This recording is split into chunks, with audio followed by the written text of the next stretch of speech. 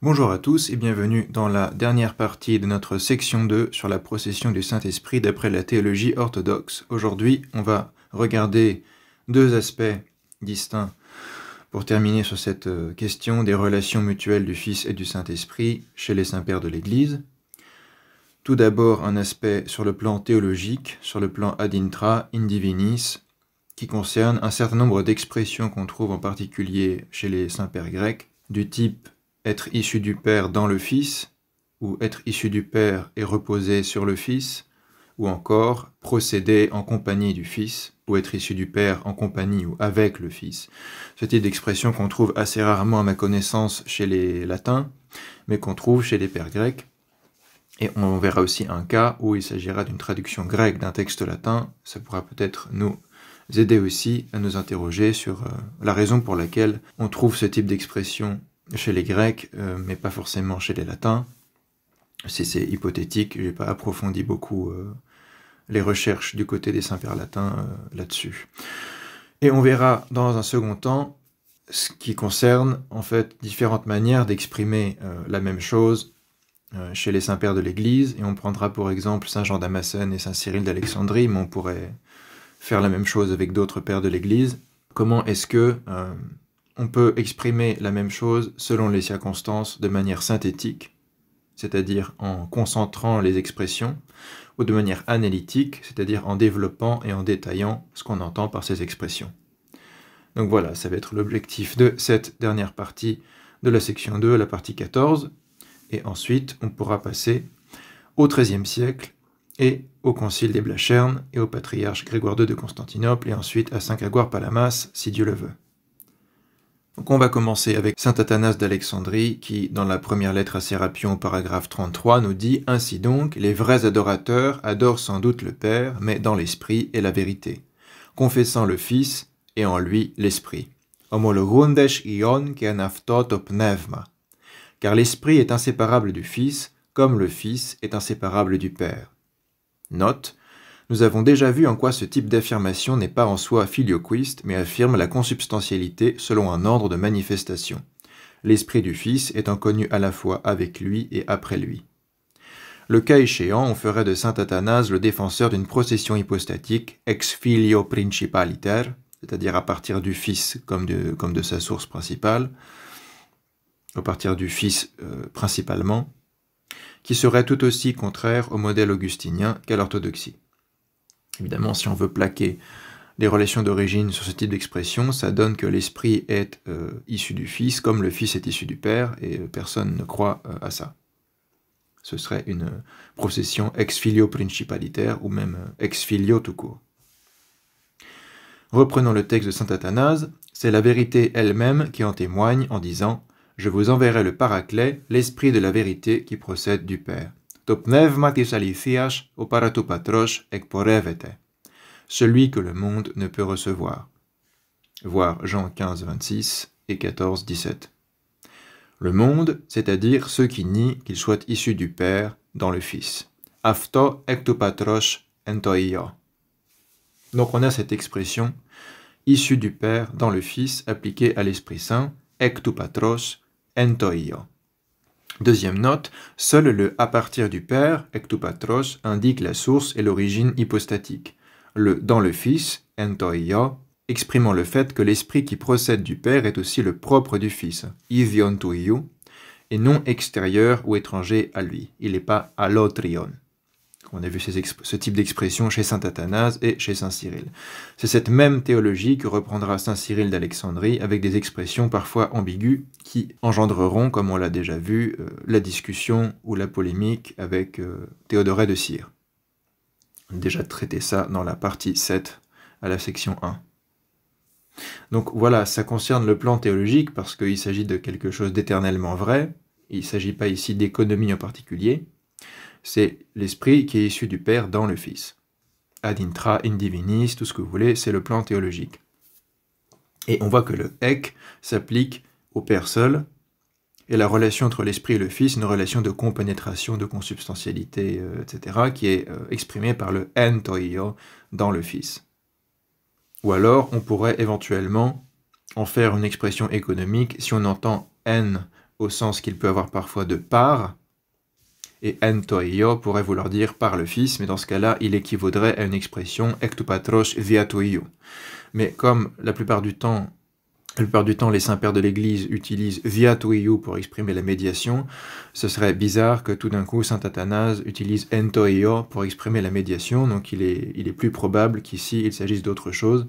Il ne s'agit pas de la médiation du Fils dans la procession énergétique, mais bien de la question de la consubstantialité éternelle, la compénétration péricorèse éternelle de l'Esprit et du Fils, l'Esprit étant issu du Père, mais toujours en consubstantialité avec le Fils. Ek tu patros en toio, encore une fois, ce qui est en lien avec ce qu'on lit au début du passage dans la première phrase, homologundesh ion qui anaftot opnevma, confessant le Fils et en lui l'Esprit. Donc c'est bien ça le contexte de cette expression, c'est que l'Esprit est dans le Fils.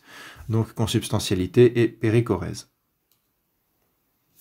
Ensuite, comme j'en ai parlé, il y a un passage de Saint Grégoire Ier de Rome dit le Dialogue, appelé Saint Grégoire le Grand en Occident, mais plutôt Saint Grégoire le Dialogue en Orient, comme vous pouvez le voir sur l'icône qui est à droite ici, O Agios Grigorios o Dialogos, écrit en haut à droite, o Dialogos, le dialogue, parce qu'il est très connu en Orient comme l'auteur des dialogues, justement, dont on va citer un passage, qui ont été traduits en grec au 8e siècle, probablement par le pape Zacharie, donc un évêque de Rome du 8e siècle, qui aurait décidé de traduire du latin en grec les dialogues de Saint Grégoire Ier de Rome.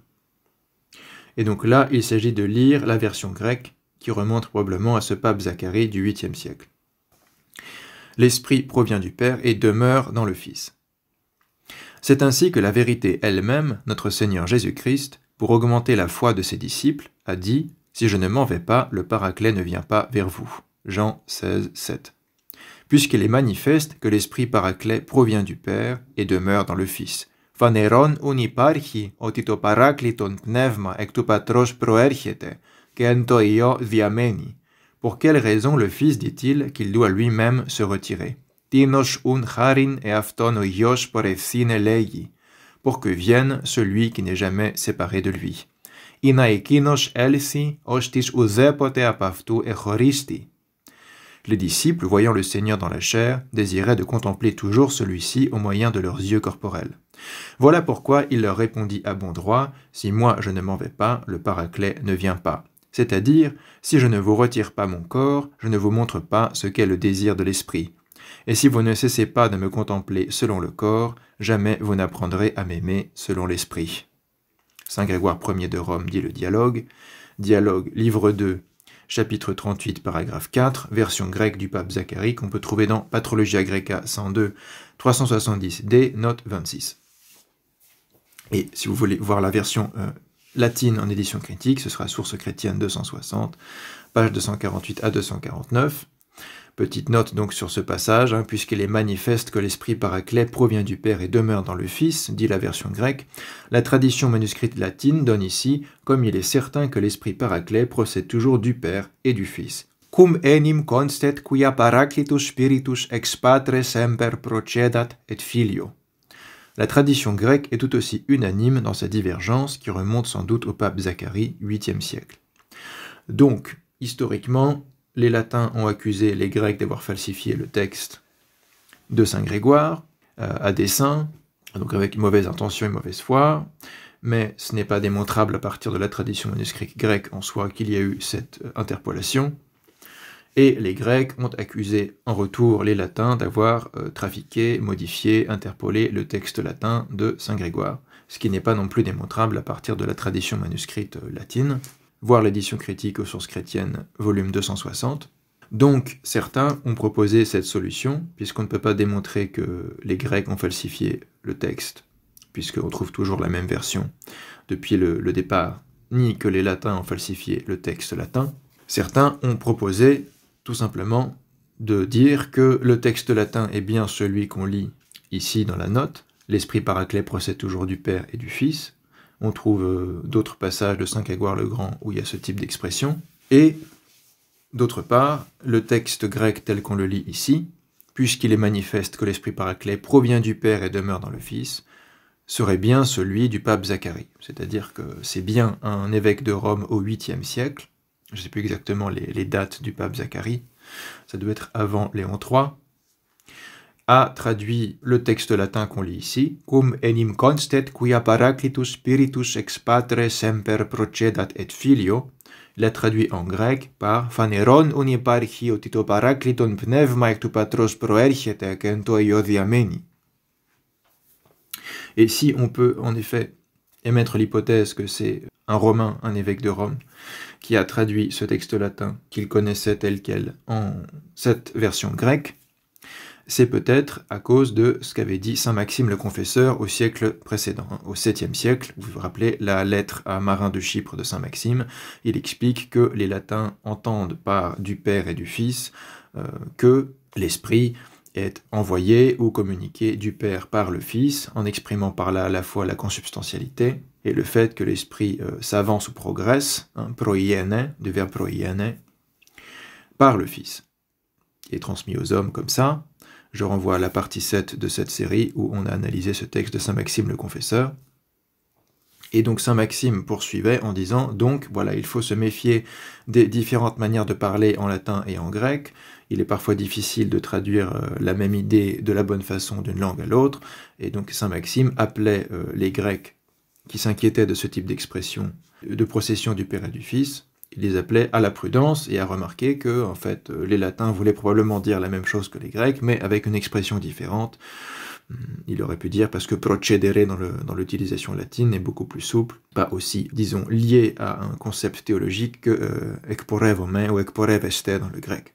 Il pouvait s'appuyer sur saint Cyril d'Alexandrie, dont il parle d'ailleurs dans le même passage, parce que saint Cyril d'Alexandrie, à chaque fois qu'il utilise ekporeveste, ekporevome, c'est à partir du Père seul, ou alors une expression synthétique éventuellement, comme fera saint Jean Damascène. Et quand il parle de la progression de l'esprit à travers le Fils ou par le Fils, c'est toujours un autre type de verbe, genre proiene ou prokypte, différents types de verbes qui ne sont pas ekporevome, ekporeveste. Donc c'est l'hypothèse que je trouve peut-être la plus satisfaisante pour l'instant, à défaut d'avoir plus de documents pour en savoir plus, c'est que sachant comment saint Maxime le Confesseur comprend les données de cette controverse au 7e siècle, eh bien, à Rome, on savait très bien comment Maxime avait répondu à ce type d'accusation, et donc on pouvait très bien répondre à la même chose, et quand on fait des traductions du latin au grec, faire attention à traduire la procession du Père et du Fils par une expression qui en grec ne prêterait pas à confusion, du type « l'esprit qui provient du Père et demeure dans le Fils ». C'est-à-dire que, en détaillant ce qu'on entend par là, que le Père est la source de la procession, et le Fils étant consubstantiel, évidemment, à l'Esprit en propre, et donc c'est bien par le Fils et en ce sens du Fils que l'Esprit est communiqué aux hommes. Tout ce qui est d'ailleurs expliqué dans d'autres passages de saint Grégoire le Grand, qui utilise des expressions plus analytiques, où il distingue bien la procession à partir du Père et la communication des dons par le Fils. On aura peut-être l'occasion d'en reparler. Donc on trouve des expressions chez saint Grégoire le Grand qui sont plus claires. Mais ici, ce qui est intéressant, c'est qu'on a une expression vraiment qui peut être utilisée, qui a été utilisée par des philoquistes pour dire, regardez, saint Grégoire le Grand enseigne le filioque, l'esprit procède toujours du Père et du Fils, c'est semper, donc c'est en tout temps, éternellement, il procède du Père et du Fils. Quoique semper, ça pourrait avoir plusieurs sens, ça pourrait être éternellement ou en permanence, quand Dieu agit dans le monde, eh bien c'est du Père et du Fils. Il pourrait aussi y avoir une lecture économique même avec le semper ici, parce que semper c'est pas forcément éternel, ça peut être perpétuellement ou dans chaque cas que Dieu agit, c'est toujours comme ça qu'il agit, l'esprit du Père par le Fils ou du Père et du Fils. Comme on a vu des passages de saint Athanas d'ailleurs qui vont dans ce sens, quand Dieu agit c'est toujours du Père par le Fils dans l'Esprit Saint, etc. Donc c'est vrai que c'est toujours comme ça, mais ça ne veut pas dire que c'est une procession hypostatique éternelle. Et donc ce passage, le pape Zacharie l'aurait traduit de manière à ce que les Grecs ne comprennent pas par là ce dont les Grecs accusaient déjà Rome au 7e siècle, et ce qui a occasionné la lettre de saint Maxime le Confesseur à Marin de Chypre. Et on a vu dans la vidéo précédente que Anastase le bibliothécaire au 9e siècle faisait encore référence à cette lettre de saint Maxime le Confesseur pour défendre les latins en disant qu'ils ne croient pas que le Fils est la cause de l'origine du Saint-Esprit. mais qu'il croit, comme l'interprétait pieusement saint Maxime le Confesseur, que les expressions procédées du Fils, ou aussi du Fils, dans la littérature latine, signifiaient la consubstantialité, le fait que l'Esprit est le propre du Fils, et la progression du Saint-Esprit par le Fils dans le cadre de la procession énergétique. Et ici, on voit que le contexte, bon, c'est aussi un contexte économique, hein. C'est le Fils qui dit « Si je ne pars pas, alors le Paraclet ne viendra pas vers vous », et le Paraclet, il viendra vers eux, du Père et du Fils, évidemment. C'est-à-dire, dans la procession énergétique, dans l'envoi de la grâce, il viendra du Père par le Fils, ou du Père et du Fils. Et on voit ça très clairement, puisque juste après cette phrase, le texte grec ici est tout à fait fidèle au latin, le Fils dit qu'il doit lui-même se retirer, c'est-à-dire quitter le monde, pour que vienne dans le monde économiquement celui qui n'est jamais séparé de lui, in divinis, c'est-à-dire l'Esprit Saint.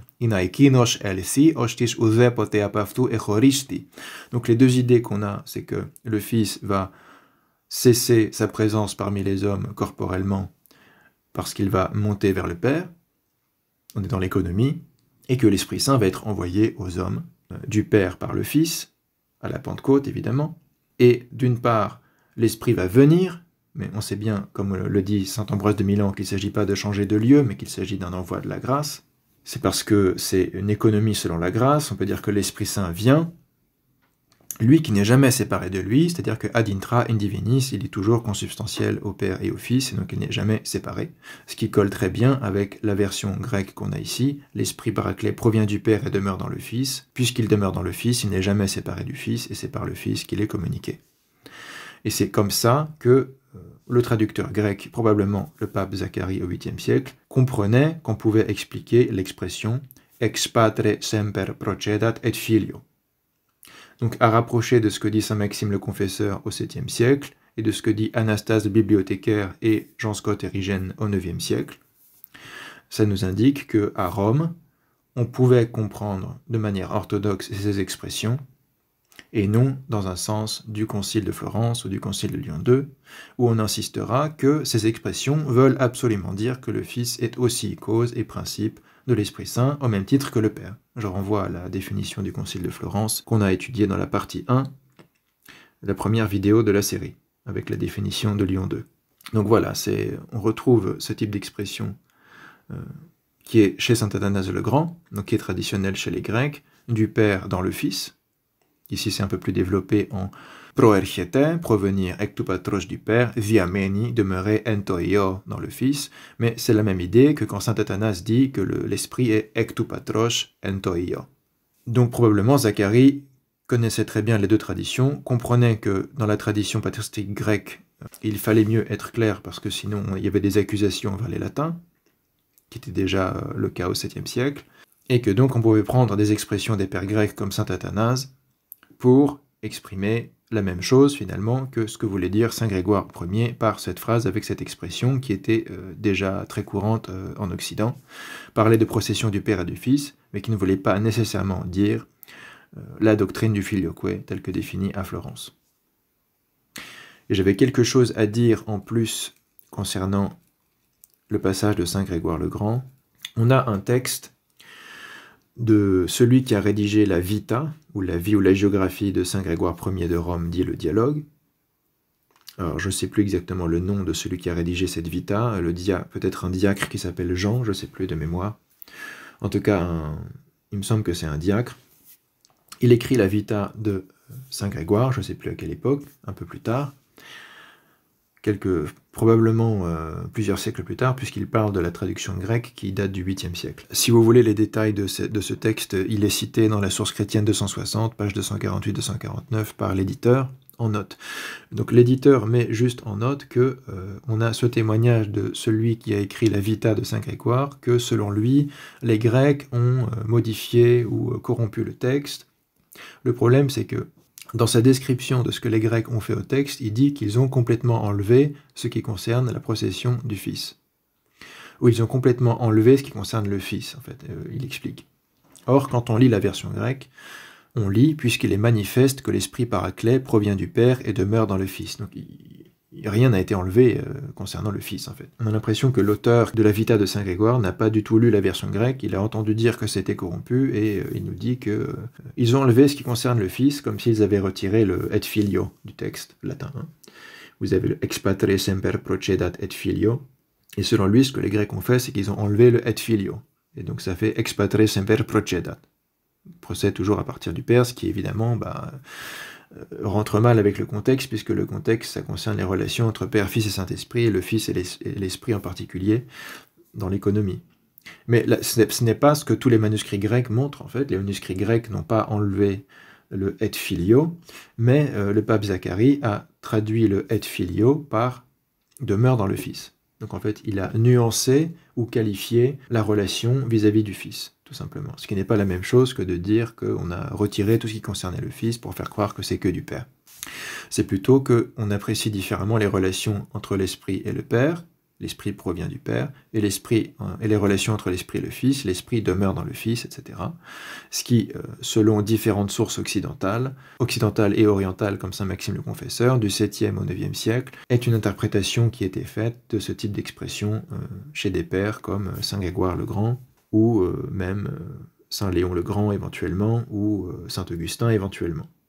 Types d'interprétations qui seront d'ailleurs encore utilisées plus tard par un saint Génat Scholarios, par exemple, qui, quand le De Trinitate de saint Augustin est traduit en grec à la fin du XIIIe siècle, il est très lu par les orientaux, les byzantins, etc., qui enfin ont accès à ce texte, et saint Génat Scholarios fait un commentaire sur la traduction en disant que ça n'a pas été traduit de manière assez nuancée et correcte, parce que le traducteur Maximos Planousis n'aurait pas compris comment il fallait traduire correctement en grec le texte latin, et sans doute il a en tête aussi comment le pape Zacharie a traduit en grec le texte latin de saint Grégoire le Grand, c'est-à-dire en l'adaptant au vocabulaire grec et à la précision du vocabulaire grec pour éviter un quiproquo qui donnerait raison indûment pour lui au filioquiste. Donc voilà, c'est bon à noter aussi. C'est pas parce qu'on a un témoin des siècles après qui nous dit que les Grecs ont falsifié le texte que, bon, c'est vraiment le cas en réalité, puisque quand on regarde la tradition manuscrite, ça correspond pas à ce qu'il décrit. Les Grecs n'ont pas enlevé ce qui concerne le Fils, d'ailleurs c'est pas les Grecs en soi, les Grecs ont transmis une traduction qui remonte au 8e siècle et qui émanerait d'un évêque de Rome lui-même. Ils ont simplement nuancé la relation entre Esprit et Fils, en la distinguant de la relation entre Esprit et Père, ce qui correspond réellement à des débats qui avaient lieu en Occident sur ce sujet-là. On poursuit avec saint Jean Damascène. Dans l'exposé exact de la foi orthodoxe, livre 1, chapitre 8, on a cette expression « l'Esprit repose dans le Fils », qui est une idée très proche. De même, nous croyons aussi à un unique Esprit Saint, Seigneur et vivificateur, qui procède du Père et repose dans le Fils. « To ek tu patros ek porevomenon, ke enio anapavomenon » celui qui, avec le Père et le Fils, est adoré et glorifié en tant que consubstantiel et coéternel, l'Esprit de Dieu, celui qui est droit, le guide, la source de la vie et de la sanctification. Donc ce ek tu patros ek porevomenon, la procession à partir du Père, enio anapavomenon, reposant, qui est très proche du diameni, qu'on a vu chez la traduction de Zacharie, qui demeure, enio, dans le Fils. Ek tu patros ek porevomenon indique l'origine du Saint-Esprit. Enio anapavomenon insiste sur la consubstantialité du Fils et de l'Esprit. Et à quoi ça sert? Pour indiquer que le fait que l'Esprit procède du Père et que le Fils est engendré par le Père ne veut pas dire qu'ils sont séparés l'un de l'autre, mais ils sont bien en compénétration, en consubstantialité. Donc voilà une expression qu'on trouve chez saint Jean Damascène, et que saint Jean Damascène n'a sans doute pas inventée, et qui sans doute vient d'une réflexion sur l'épisode du baptême dans le Jourdain notamment, où on voit, comme vous le savez, le ciel s'ouvrir. Saint Jean-Baptiste baptise notre Seigneur Jésus-Christ, le ciel s'ouvre, le Saint-Esprit sous la forme d'une colombe descend du ciel pour s'arrêter ou reposer sur la tête du Christ, et la voix du Père dit « Celui-ci est mon Fils bien-aimé en qui je me complais ». À partir de cet épisode, si on réfléchit à ce que ça peut vouloir dire dans les relations intra-trinitaires, ça donne ce type d'expression qui procède du Père, la colombe descend du ciel et repose dans le Fils, la colombe s'arrête sur le Fils incarné. Ad intra, ça voudra dire que l'Esprit tient son origine du Père et demeure essentiellement physikos, comme dira saint Cyril, ou siodos, dans le Fils, et donc progresse par lui vers l'humanité, vers le monde, quand on parle de transmission de la grâce, des dons divins, etc. L'Esprit procède avec le Fils, chez le bienheureux Théodoret de Cire, dans les questions sur la Genèse, au chapitre 20, mais on peut trouver encore une autre similitude plus exacte dans l'âme de l'homme cette fois. Donc, il s'agit de similitude pour parler du mystère trinitaire, d'analogie pour parler du mystère trinitaire, comme on en trouve aussi dans le De Trinitate de saint Augustin, par exemple, où il développe énormément ce type d'analogie psychologique. Mais on trouve un petit peu aussi chez les pères grecs ce type d'analogie, mais moins poussée ou poussée différemment que chez saint Augustin. En effet, elle possède en elle à la fois la faculté rationnelle et la faculté vitale, l'âme de l'homme. La faculté rationnelle, le logos, la faculté vitale, ce sera le pneuma, le souffle vital. L'intellect, nous, engendre la parole, logos, tandis que le souffle, pneuma, même mot que pour l'esprit, procède avec la parole, sans être engendré comme la parole, mais accompagnant toujours inséparablement la parole et procédant avec celle qui est engendrée. Là, je n'ai pas le texte grec malheureusement, puisque je tire directement ce passage d'une note des sources chrétiennes du volume 574, et j'ai pu consulter une traduction anglaise, mais je n'ai pas consulté le texte grec. Mais c'est probablement le verbe ekporeveste qui est utilisé ici pour procédant avec celle qui est engendrée. Donc on a cette idée que l'intellect qui représente ici le Père engendre la parole, c'est-à-dire le Verbe, le Fils, tandis que le souffle, l'Esprit, procède avec la parole. On a remis à voir le texte grec pour voir quel verbe c'est. Il procède, mais c'est sans doute ekporeveste, il procède avec la parole, en compagnie de la parole, si vous voulez, probablement avec sin toio. Si c'est pas sin toio, ça peut être meta toio, un des deux. Sans être engendré comme la parole, l'esprit n'est pas engendré, il n'a pas ce mode de subsistance de l'engendrement qui est propre au Fils, mais accompagnant toujours inséparablement la parole, donc le Fils, et procédant avec elle, encore une fois, ça peut être synafto, ou metafto, avec celle qui est engendrée. Donc Théodoret nous dit que l'Esprit Saint qui procède à partir du Père peut être considéré comme accompagnant toujours inséparablement le Fils et procédant avec lui, c'est-à-dire en sa compagnie, simultanément que lui-même est engendré à partir du Père. C'est ce qu'on trouvait déjà dans la lettre 38 de saint Basile le Grand, parfois attribuée à saint Grégoire de Nice, cette idée que l'Esprit procède en compagnie du Fils et par le Fils, et saint Basile utilisait meta toio, avec le Fils en compagnie du Fils. Mais cela s'applique à l'homme en image pour la bonne raison que la parole et le souffle sont dépourvus d'hypostase. En revanche, dans la Trinité, nous concevons trois hypostases à la fois unies entre elles sans confusion et subsistant chacune par elle-même, c'est-à-dire étant trois hypostases à proprement parler, et pas des forces ou des réalités non personnelles.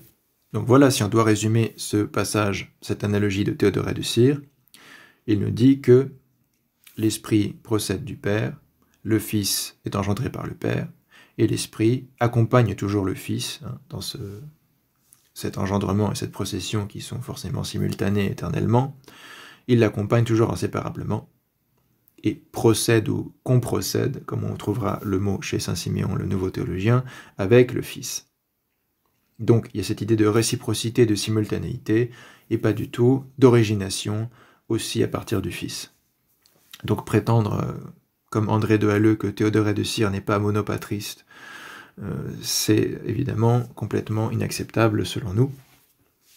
C'est très clair quand on prend toutes les œuvres de Théodoret de Cire qu'il défend la position orthodoxe de la procession à partir du Père seul. Puisqu'à chaque fois qu'il est question du Fils, il ne parle pas de procession à partir du Fils. Saint Siméon, le nouveau théologien, justement, dans le second discours théologique, a une expression assez proche, mais avec un terme qui semble être un genre de néologisme, l'Esprit qui procède du Père en compagnie du Fils, mais il ne va pas utiliser metafto, metatoio ou synafto, syntoio, mais il va carrément soit inventer, soit du moins utiliser un verbe qui est assez rare dans la patristique. Voyons voir le passage. L'Esprit qui meut d'en haut le met en effet en mouvement, l'homme pieux, pour comprendre que Dieu le Père, qui a donné existence à l'univers en le tirant du néant par son propre Verbe, et qui en maintient la cohésion et la durée par la puissance de son Esprit, engendre hors du temps et éternellement le Fils consubstantiel qui n'est nullement séparé de lui, avec lequel le divin Esprit comprocède, étant consubstantiel au Fils, du Père consubstantiel. Meso que to thion pneuma synekporevete, homoousion ontoion ex homoousiou patros. Un passage très intéressant pour comprendre aussi la théologie orthodoxe sur le dogme trinitaire, puisque là c'est clairement sur le plan théologique, in divinis, aucun contexte économique ici, en particulier pour cette phrase. Le Père engendre hors du temps et éternellement le Fils, comme ça c'est clair qu'on parle du plan théologique. Le Fils consubstantiel à lui, qui n'est nullement séparé de lui. Donc on commence par poser que le Fils procède éternellement du Père et donc est consubstantiel au Père, avec lequel c'est en compagnie du Fils, avec ce Fils, le divin Esprit comprocède, sine porevete. Donc ici, au lieu de dire que le Fils, que l'Esprit ekporevete à partir du Père, Saint Siméon dit que l'Esprit sine ekporevete avec le Fils. L'idée, c'est d'insister pas seulement sur l'origine de la procession, mais en quelque sorte sur la simultanéité de cette procession avec l'engendrement du Fils. Et donc il va rajouter sin, le préverbe sin qui veut dire en même temps, ensemble, à ekporeveste ou ekporevete, procéder. C'est pour ça que j'ai essayé de traduire aussi par un néologisme en français, le divin esprit comprocède. Il procède avec, ensemble, en même temps. Mais ça ne veut pas dire que pour Saint Siméon, on peut dire que le Fils procède, puisqu'il vient de dire que le Fils est engendré, c'est son mode propre. Mais comprocède veut dire que l'Esprit procède simultanément, en même temps, en compagnie du Fils qui est engendré. Et il précise ce sur quoi il veut insister en disant sine porevete, c'est-à-dire homoousion on toion, étant consubstantiel au Fils. Pour bien exprimer que tout ça se fait simultanément, éternellement, c'est la même essence divine qui est partagée par les trois.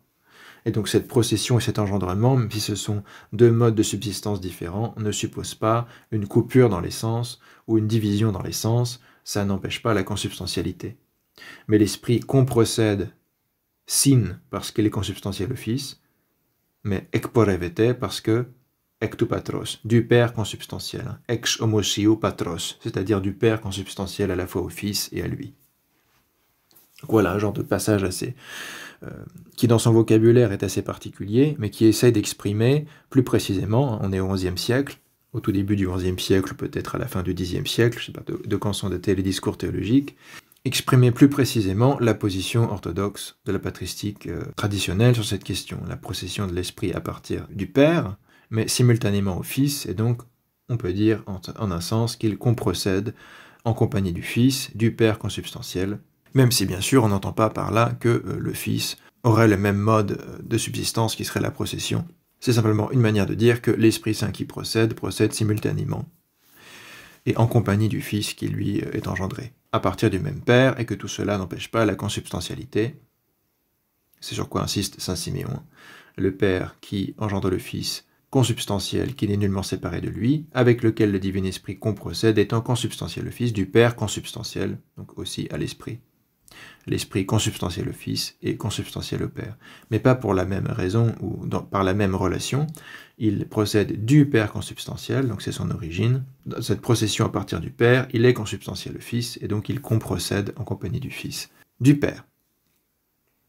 On a terminé avec cette première question qui concernait le plan théologique, les relations entre le Fils et l'Esprit Saint ad intra sur le plan théologique, qui ne sont pas des relations d'origine. C'est le grand enseignement à tirer de toute cette série, si vous voulez, c'est que les relations du Fils et de l'Esprit ad intra sur le plan théologique ne sont pas des relations d'origine, pour tous les pères de l'Église qu'on a vus.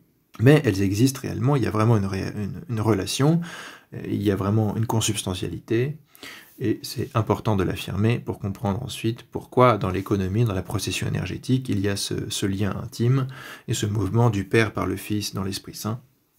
Parce que déjà, ad intra in divinis, il y a cette idée que l'Esprit qui procède du Père demeure dans le Fils, qu'on procède en compagnie du Fils, et le Fils est engendré du Père, en ayant l'Esprit du Père demeurant en lui. Donc il y a cette périchorèse. Maintenant, on va parler de cette affaire de formule synthétique, formule analytique. Pour bien comprendre de quoi on parle, c'est distinguer la procession, ekporevsis, et la manifestation, phanerosis. Ekporevsis, ça sera plutôt la question du mode de subsistance, de l'origination hypostatique du Saint-Esprit. Et la phanerosis, ou la manifestation, ce sera plutôt la procession énergétique, la communication de la grâce et des dons divins, ce qu'on appelait aussi la communication ou le don de l'énergie ou des opérations divines. Donc quand on a parlé de distinguer la théologie et l'économie, c'est le même principe. On pourra aussi parler de distinguer, dans le cas de l'Esprit Saint, la procession, ekporepsis, et la manifestation, phanerosis. Et on va revoir un passage important de Saint Jean Damascène pour rendre ça plus clair. Exposé exact de la foi orthodoxe, livre 1, chapitre 8. Nous disons que l'Esprit Saint est aussi issu du Père, et nous l'appelons pour cela Esprit du Père. Tose pneuma to agion, ke ektu patros legomen, ke pneuma patros onomazomen. Cependant, nous ne disons pas que l'Esprit est issu du Fils, ektu ius et pneuma ou legomen, mais nous le nommons Esprit du Fils, pneuma ze iu onomazomen. Car si quelqu'un n'a pas l'Esprit du Christ, déclare le divin apôtre, Romains 8, 9. Et nous confessons que c'est par le Fils qu'il nous est manifesté et transmis. Que zio pephaneroste, que metadedoste imin homologumen. Car il souffla et dit à ses disciples, recevez l'Esprit Saint, Jean 20, 22. De même, le rayon et l'illumination proviennent tous deux du soleil. Osper ectu iliu men ite actis que ieclampsis, puisque ce dernier est lui-même la source du rayonnement et de l'illumination. Aftos garestin ipigi tis te actinos que tis eclampseos. Mais c'est par le rayon que l'illumination nous est transmise. Ziade tis actinos ieclampsissimin metazizote. Et c'est celle-ci qui nous éclaire et à laquelle nous participons. Que afti estin ifotisus aimas que metechomeni ifimon.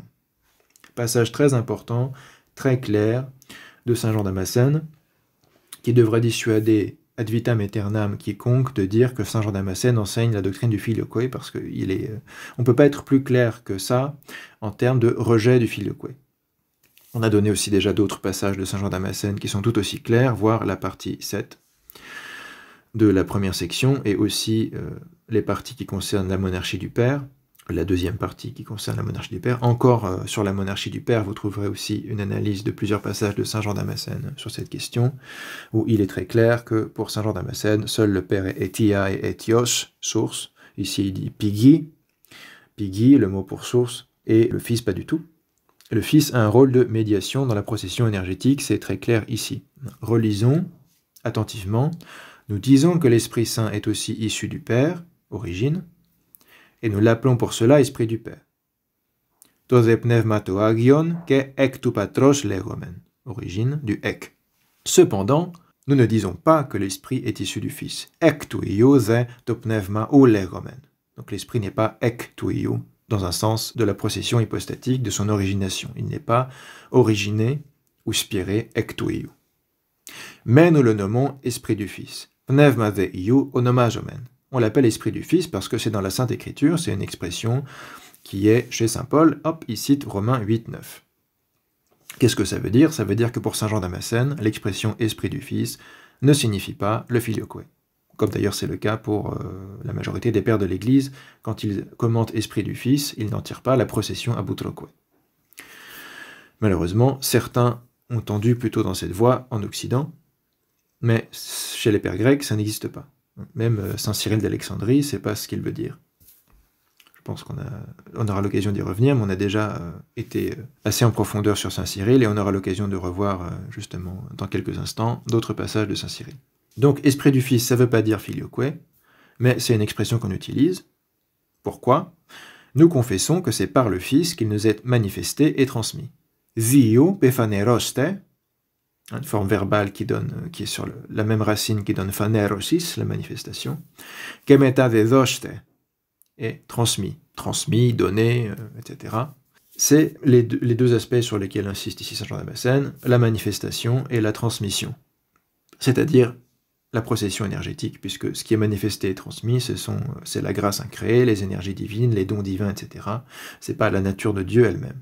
Donc l'expression Esprit du Fils, ici il va insister plutôt sur l'aspect économique ou énergétique de cette expression. C'est parce que c'est par le Fils, Zio, que l'Esprit est manifesté et transmis, c'est-à-dire les dons du Saint-Esprit.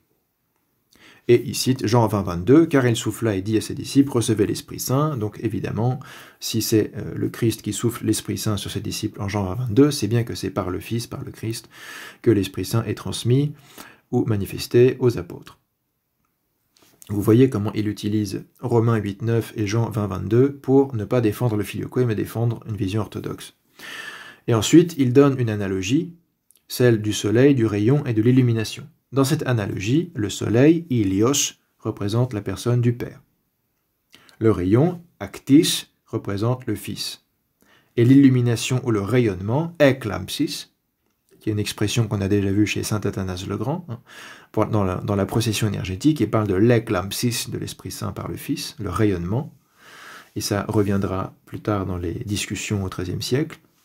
L'Eklampsis représente l'Esprit Saint ici, en particulier en tant que donateur ou transmetteur ou distributeur des dons des énergies divines.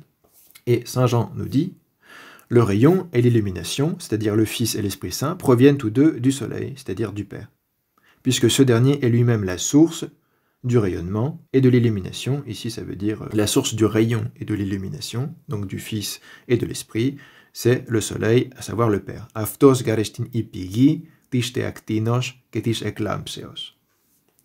Donc, en termes de source, ce qui revient à dire aussi en termes d'étia, de cause, ou en termes de archi, de principe, le Père est l'unique principe du Fils et du Saint-Esprit. Mais c'est par le rayon que l'illumination nous est transmise, c'est-à-dire c'est par le Fils que l'Esprit Saint nous est communiqué. Il ne s'agit pas ici de la subsistance éternelle de l'Esprit Saint, mais de la transmission de la grâce. C'est celle-ci qui nous éclaire et à laquelle nous participons. On ne peut pas être plus clair. L'illumination dont il parle ici, c'est au sens où l'Esprit Saint transmet les dons divins, la grâce, etc., ce qu'on appelle l'économie. Donc c'est à cette illumination que nous participons.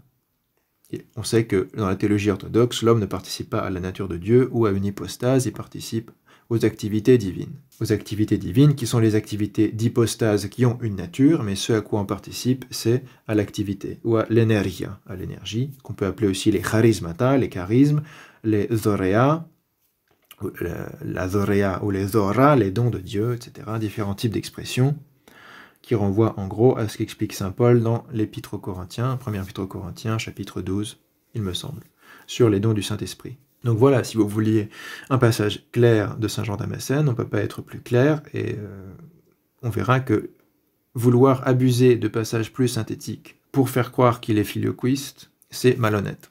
Ou alors vous n'avez pas lu les textes en entier, donc vous n'avez pas fait votre travail avant d'affirmer des choses pareilles. Donc on fait le travail pour vous, et on va voir maintenant cette histoire. Formule synthétique et formule analytique. C'est les termes que j'ai choisis, et je les ai empruntés à personne, donc c'est ce que je propose comme expression. Je pense que c'est assez clair comme taxinomie, si vous voulez. Formule synthétique, c'est-à-dire des formules ramassées, compactes, où on ne va pas développer toute l'articulation de ce qu'on entend par une phrase, mais les gens à qui on parle connaissant le contexte, on va utiliser une formule ramassée qu'ils vont interpréter correctement parce qu'ils connaissent le contexte et qu'ils n'ont pas besoin qu'on leur détaille tout. Ça permet d'aller plus vite.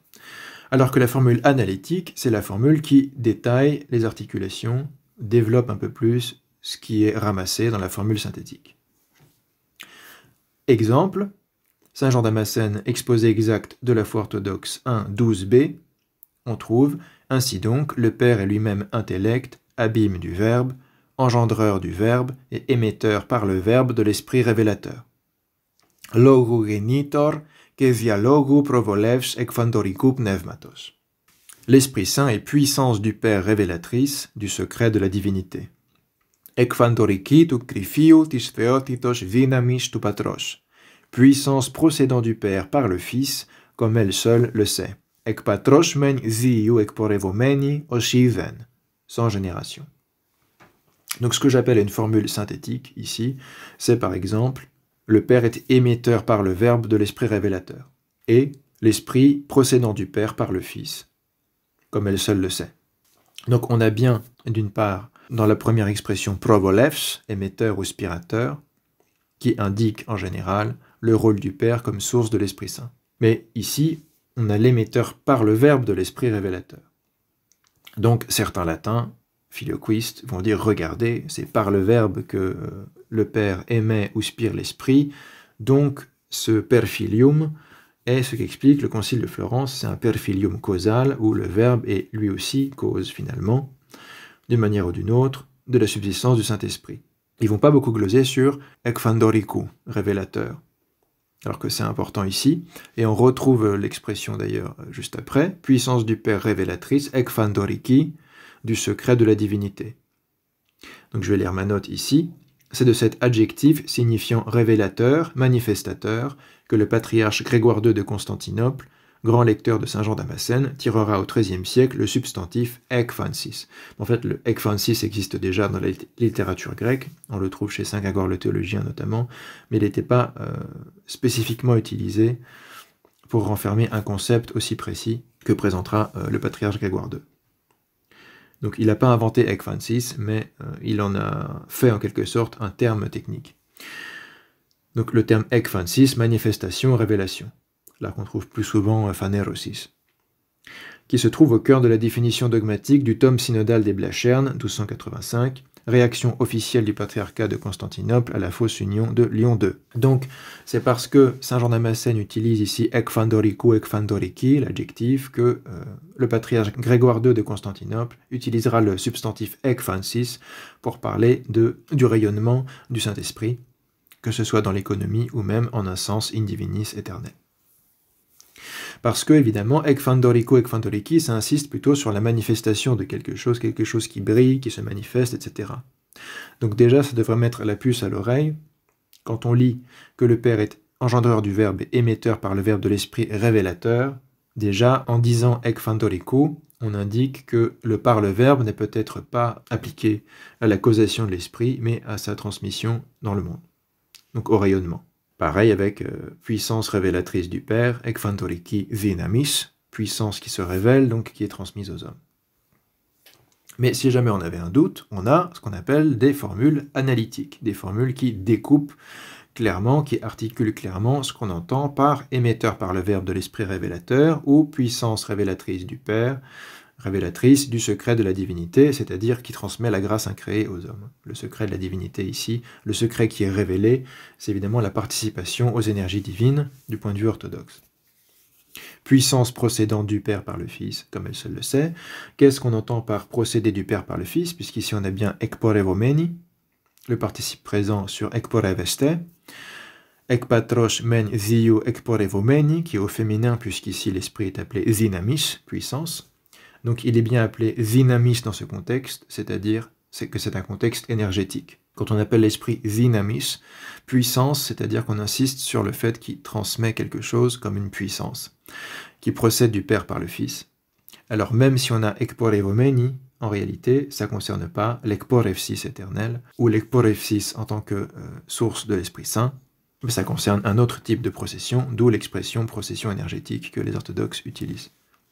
C'est une ekporevsis en termes de l'esprit comme dynamis.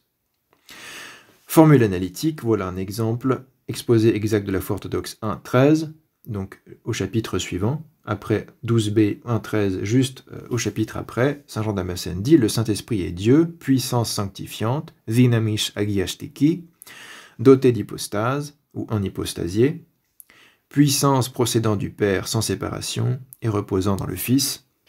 Là encore, le Fils est dit puissance, mais Saint Jean Damascène précise comment il faut l'entendre en termes de procession, procédant du Père, ektopatrosh adviastatosh ekporevomeni, procédant du Père sans séparation, et reposant dans le Fils, qui est anio anapavomeni, une autre expression qui rejoint ce qu'on avait lu précédemment dans Exposé exact de la foi orthodoxe 1.8, l'Esprit procède du Père et demeure ou repose dans le Fils.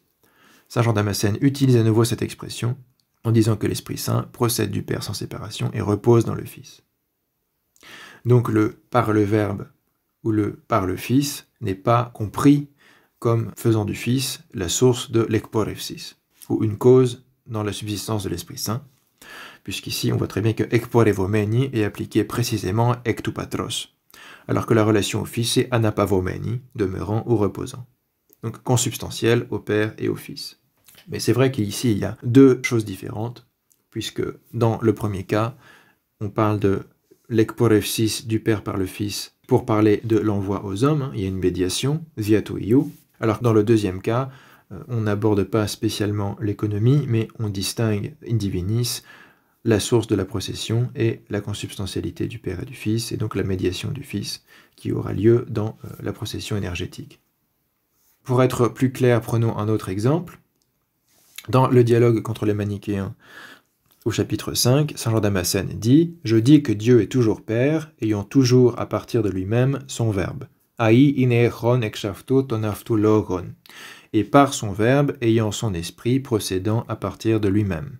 Keviatu logo aftu ekshaftu to pneuma aftu ekporevomenon. » Encore une fois, on a ekporevomenon, le participe présent, du verbe procéder, avec cette idée que c'est par son Verbe que le Père a son esprit procédant à partir de lui-même. Viatu logo aftu ekshaftu to pneuma aftu ekporevomenon. Donc on pourrait avoir deux manières d'interpréter cette expression. Les filioquistes diront, regardez, Saint Jean Damascène dit bien que c'est per filium que l'esprit procède du Père. Donc le per filium est inclus dans le mode de subsistance du Saint-Esprit. Éternellement, c'est par le Fils que l'Esprit tire son origine du Père, donc il tire son origine du Père et du Fils. Ce serait la lecture filioquiste qui n'a pas manqué d'être faite et qui est encore faite. Mais on peut aussi vouloir comprendre par là que l'Esprit procède du Père par le Fils, au sens où c'est par le Fils qu'il est manifesté aux hommes, c'est-à-dire une lecture où on comprend que dans cette formule ramassée, il y a quand même une distinction à faire entre la relation au Père et la relation au Fils. Ce n'est pas la même relation qu'il y a entre l'Esprit et le Père et entre l'Esprit et le Fils. Et si on veut savoir laquelle de ces deux lectures est correcte, il suffit de lire d'autres passages de Saint Jean Damascène où il parle de ce sujet, comme l'homélie sur le Samedi Saint, chapitre 4. Formule analytique, l'Esprit Saint est de Dieu le Père, comme procédant de lui, pneuma agion tu theu ke patros, os ekshaftu ekporevomenon. Il est dit aussi du Fils, comme manifesté par lui, et conféré par lui à la création. O per ke tuiu legete, tuiu, ça veut dire appartenant au Fils, relevant du Fils, étant propre du Fils, génitif simple, c'est pas ek tuiu, c'est tuiu legete. Os ziaftu phaneromenon, phanerosis, ketiktishi metadidomenon, metadidosis, phanerosis, manifestation, metadidosis, transmission. Mais non pas comme tenant de lui son existence. Aluk ekshaftu eron tiniparxin. Donc Saint Jean Damascène vous dit lui-même comment il faut comprendre les expressions du genre « le Père, par son Verbe, a son esprit procédant à partir de lui-même ». Il faut entendre par là que l'Esprit procède du Père et est manifesté et conféré à la création par le Fils.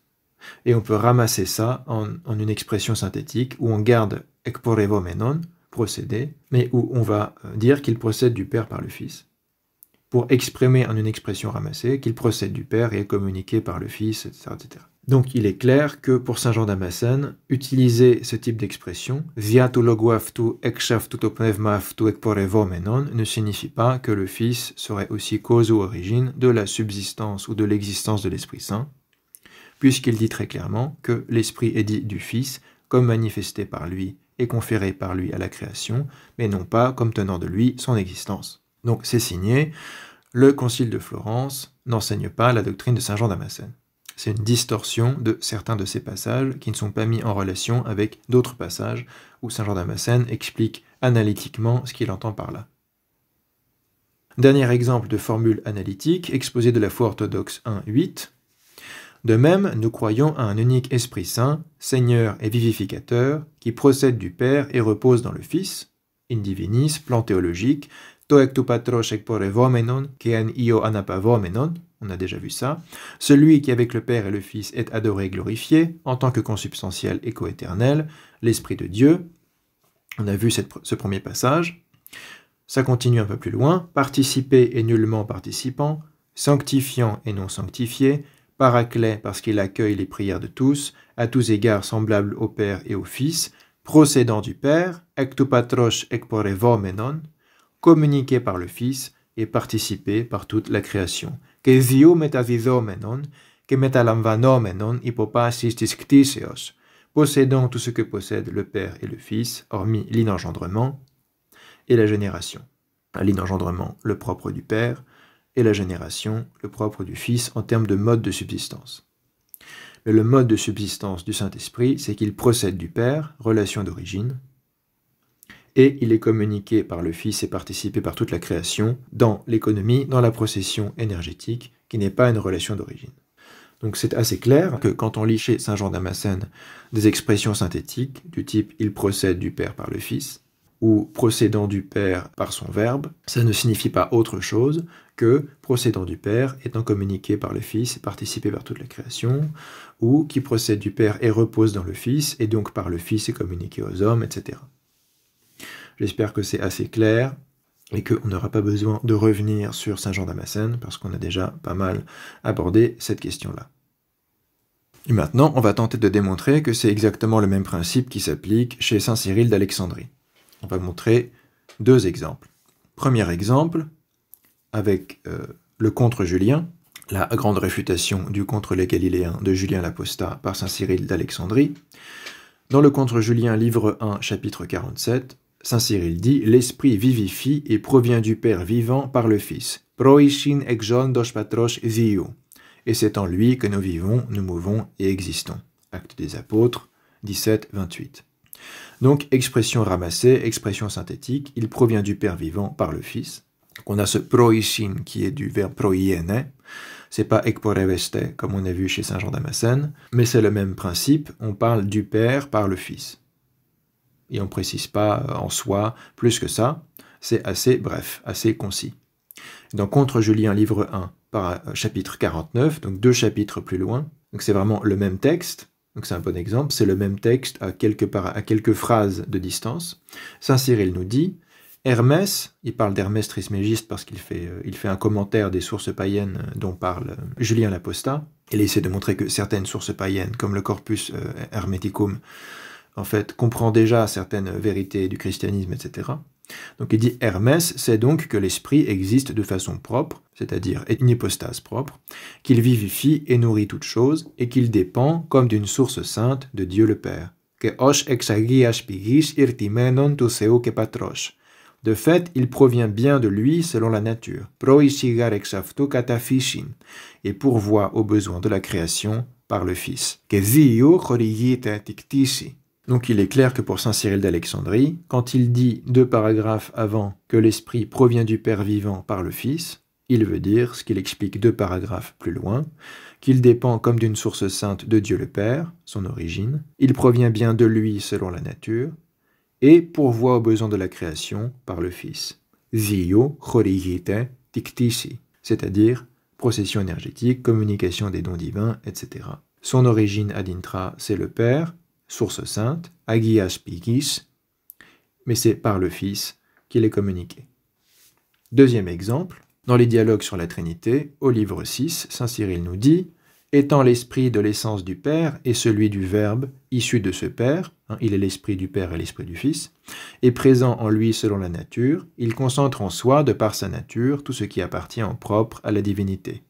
Cette divinité, il l'a comme source, déversé qu'il est, pour ainsi dire, depuis le Père, à travers le Fils, pour aller sanctifier la création. Vous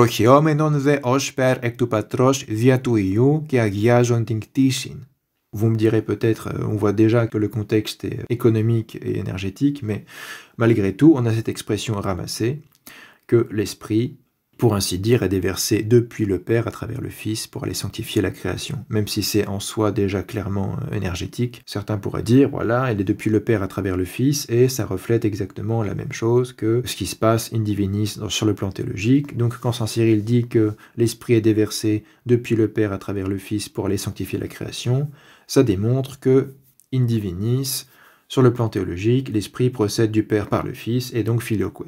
On a parfois ce type d'argumentation, mais ça ne marche pas vraiment, puisque Saint Cyril d'Alexandrie ne tire jamais cette conclusion, et d'autre part, quand il analyse in divinis comment ça se passe en termes de relation, il dit, au livre suivant, Dialogue sur la Trinité, livre 7, le terme de Père montre en effet qu'il a enfanté, celui de Fils a rendu clair qu'il a été engendré, quant à l'Esprit, lui, il est issu de Dieu le Père, et il est propre aussi au Fils lui-même. Estin ex seu patros, ision zeke aftutuiu, à la façon d'un esprit pareil au nôtre, humain, même si on le conçoit doté d'une hypostase et véritablement subsistant. Il n'est pas une force, il n'est pas une énergie, il est une hypostase. C'est cela qui est indiqué par son appellation, diameminiken ikklisis,